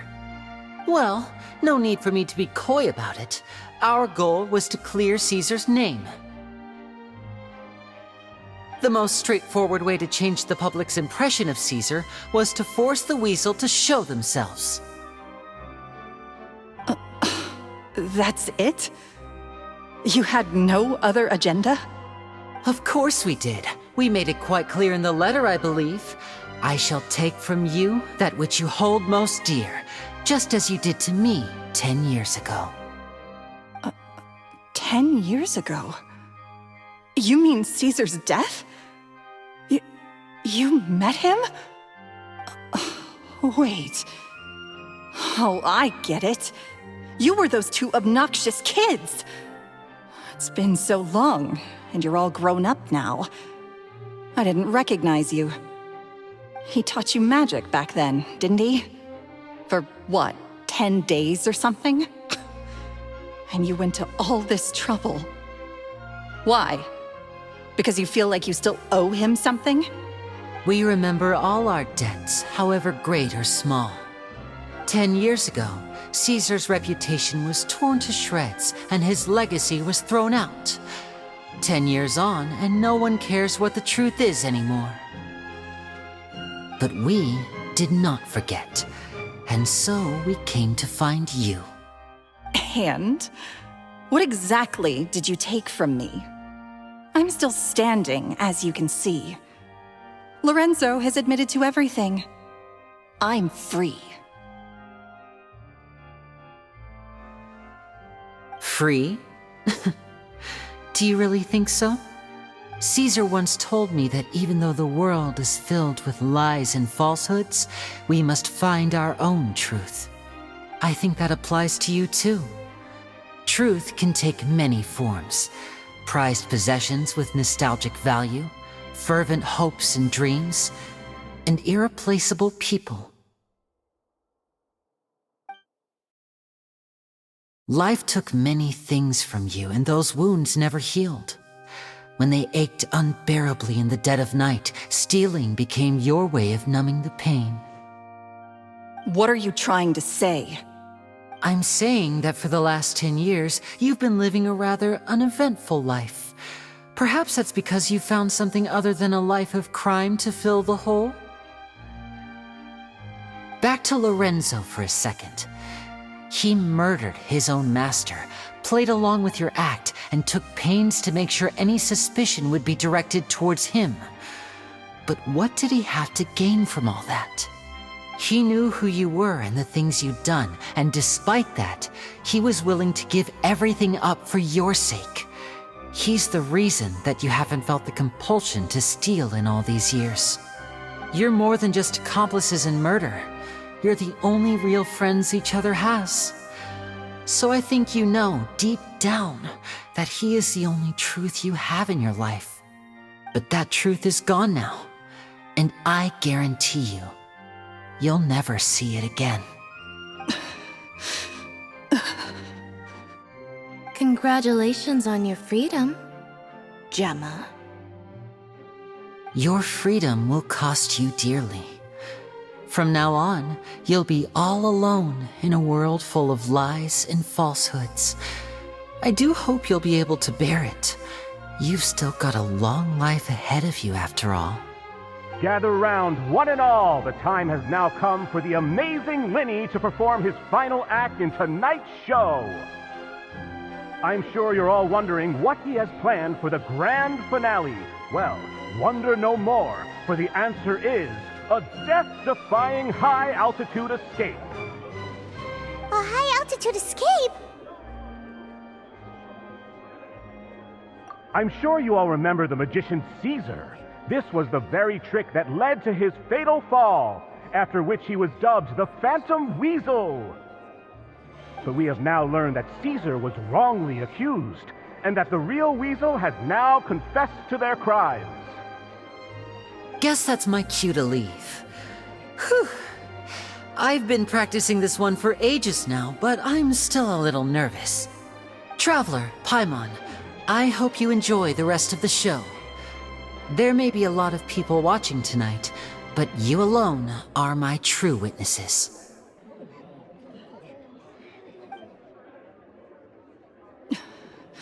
Lyney, wait. You two hid a lot from Caesar. He went to his grave without ever knowing your secrets. So what about now? Are you an open book? Or are you still the same as ever? You don't have to tell lies to end up isolated and alone. One day, you'll end up exactly where I am today. Maybe then you'll finally understand. You're wrong. I'm nothing like you.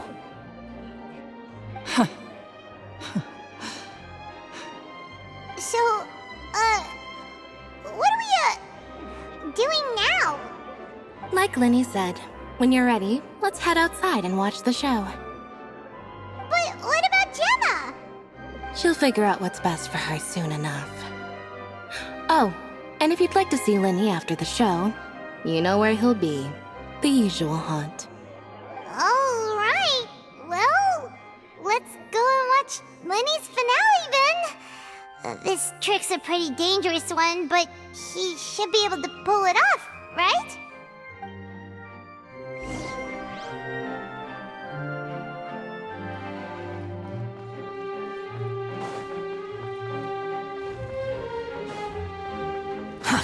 Too slow. Quit following me.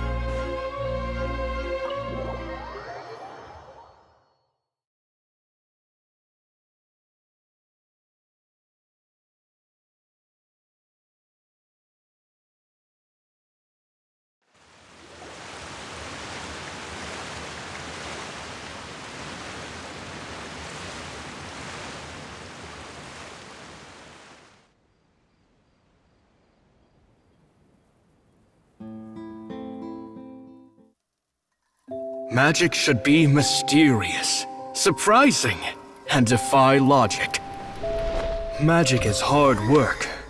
Every single movement has to be practiced thousands of times.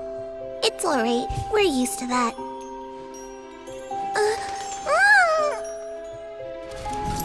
We're sorry. You've taught us so much, but we can't tell you the whole truth. It's okay. Do you still remember what I told you?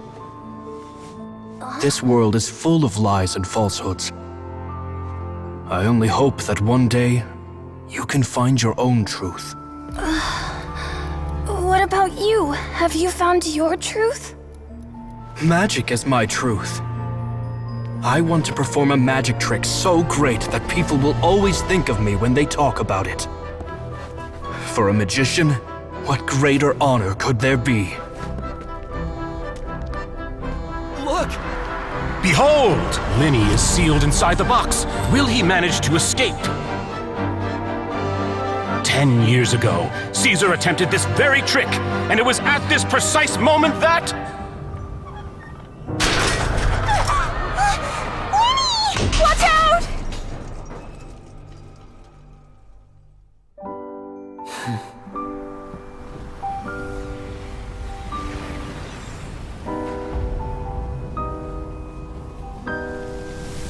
Mysterious. Surprising. And logic-defying. Isn't that right? This honor belongs to you, Caesar.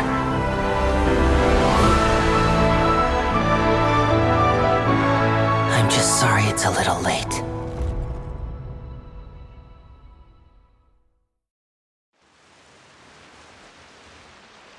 Did you see that? 1 minute he was falling, and the next, he turned into flowers. How could he possibly have done that? How mysterious. I didn't blink once. He just vanished, right in front of my eyes. What a heart-stopping magic show! This was really worth the trip.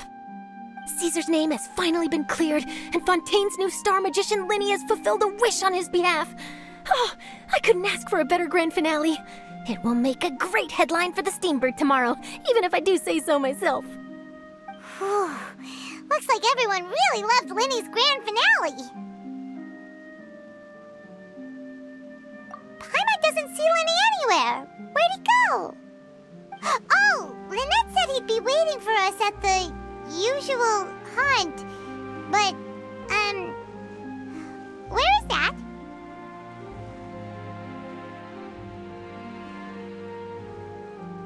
Oh, you mean the one where Caesar's buried? Yeah, that's probably it. This whole magic show kinda seemed like Lyney's way of saying goodbye to Caesar. So it makes sense that that's where he'd be afterward. Alright, let's go look for him there.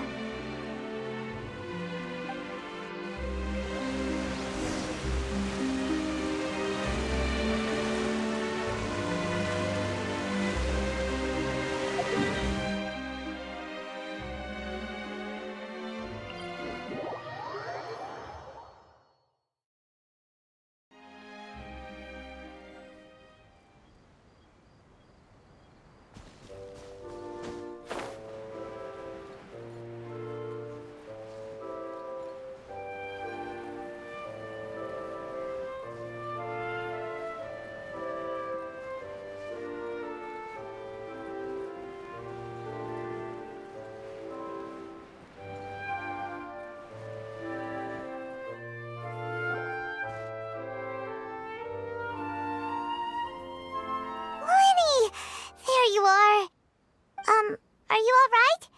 Paimon was scared to death when the chain broke. Paimon was sure something had gone horribly wrong.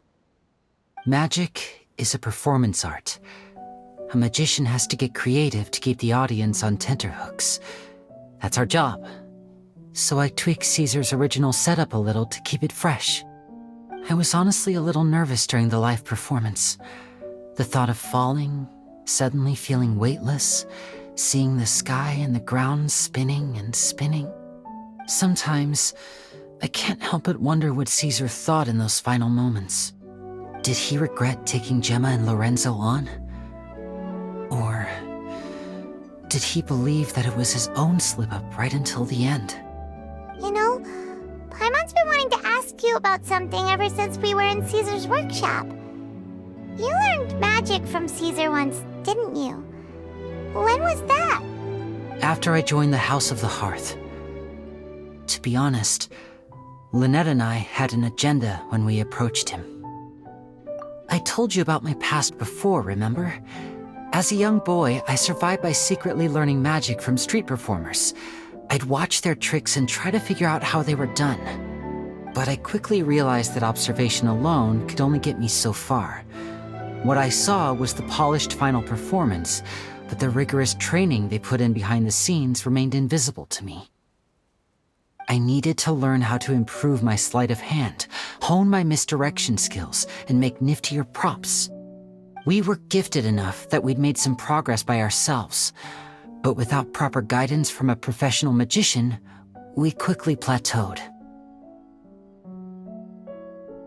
So that's why you sought Caesar out? Yes, we figured there was no harm in asking, but it took us by surprise that he was so willing to teach us. In all, we only spent 10 short days together, but he was very good to us. By contrast, we hid so many things from him. For instance, when he asked why I wanted to learn magic, I answered, "It's my passion." But in truth, there was already a lot more to the story by then.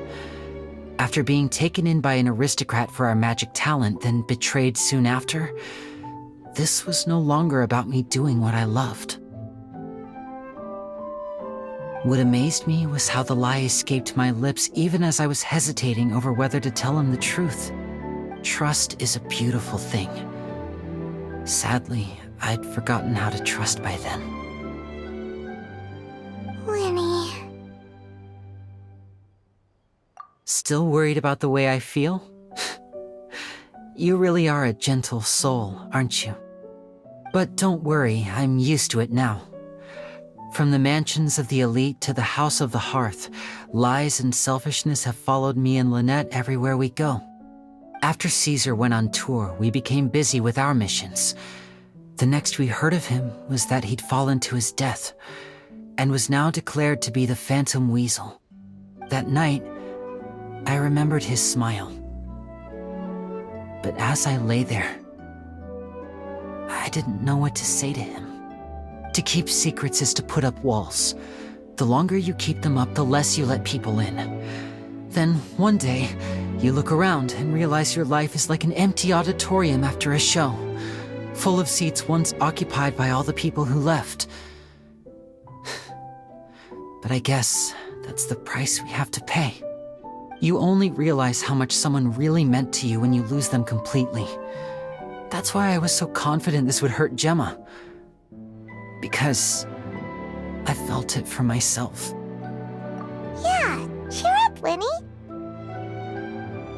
We've had to say our fair share of goodbyes during our journey, too. But whatever happens, Paimon always believes in what tomorrow brings. Delicious food, fun toys, and the traveler by my side. Paimon just needs to focus on things like this, and all the unhappy stuff goes right out the window. You know, Traveler, doesn't that kind of make you Paimon's truth? Exactly. It's the same for me and Lynette. We are the truest thing each other has in the world, and nothing can replace that. Life has taken plenty from us, like it did from Gemma. But at least it left us with each other.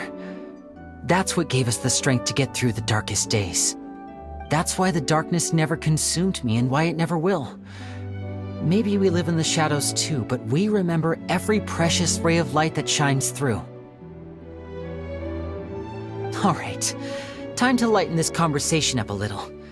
What did you think of the show tonight? Were you happy with it? It was amazing!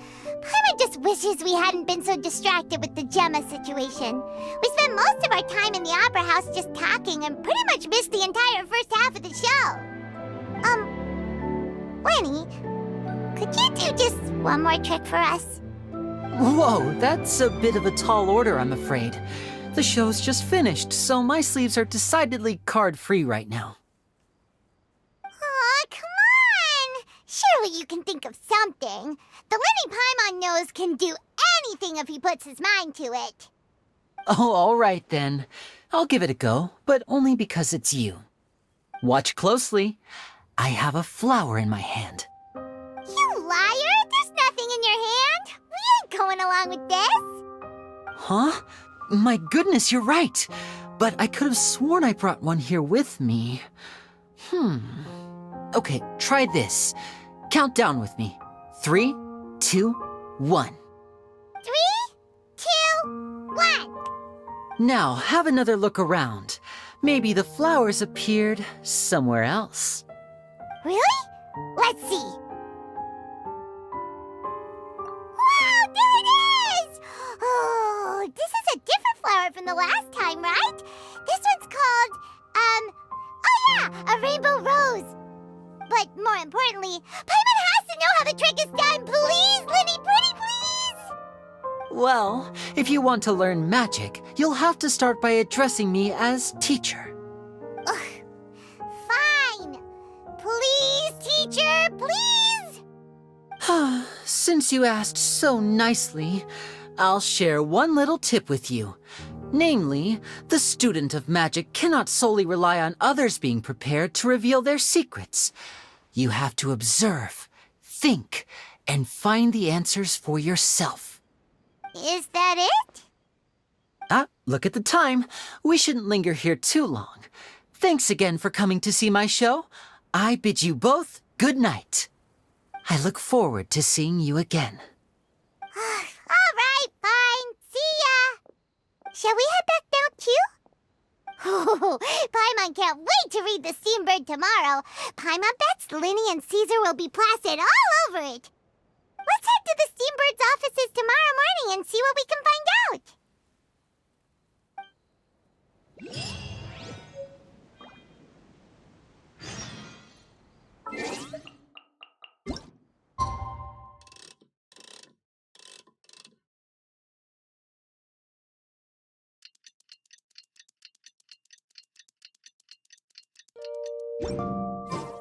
You think I've got a sharp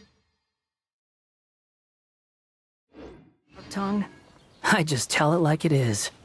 If someone can't handle it, maybe that's their problem.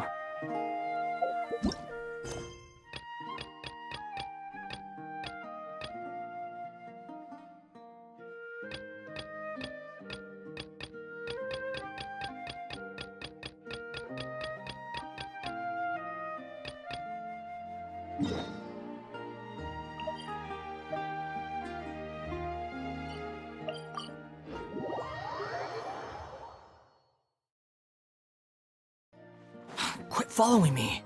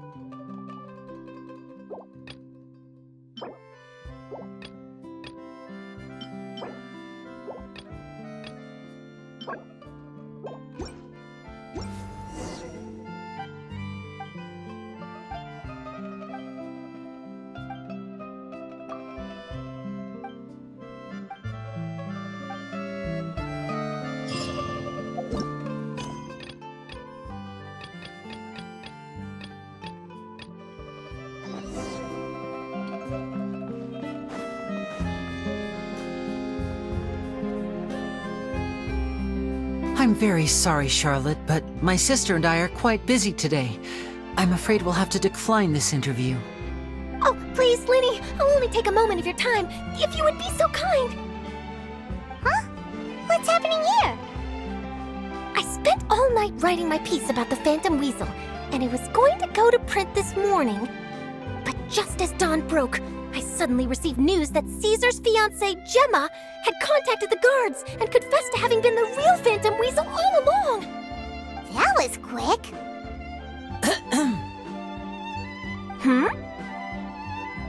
Too late, bro.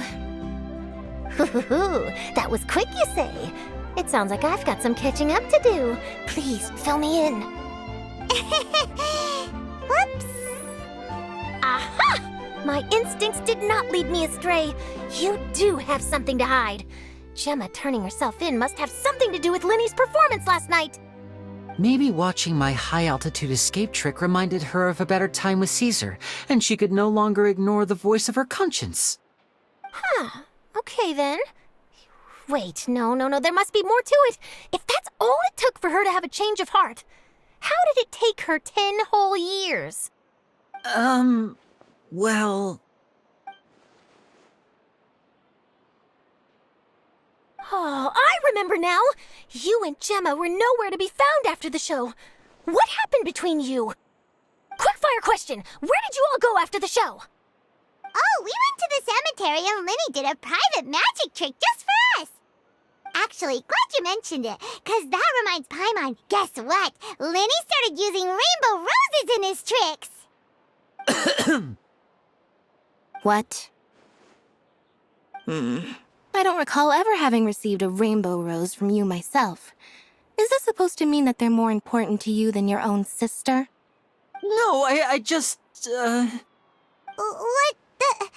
What now? Oh, did Paimon say something wrong again? This is getting pretty awkward. What do we do, Traveler? Seems like this interview wasn't meant to be. Well, never mind. There's always next time. Forgive my persistence, but when there's explosive news waiting to be found, I can't turn away. The news about Gemma has already made waves, and I'll stop at nothing to get to the bottom of it all. Apparently, one of the things she said to the guards was that her final wish is to see Lorenzo one last time. There's clearly a web of complicated relationships there. Can't blame me for being curious. All right, I guess I'll leave you to continue the rest of your conversation in peace. Bye for now.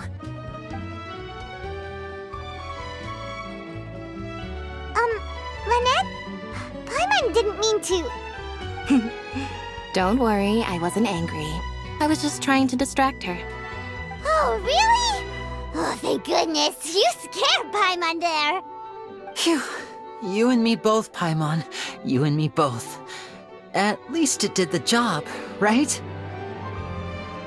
Please, take good care of that rainbow rose. I'd be really upset if you lost it.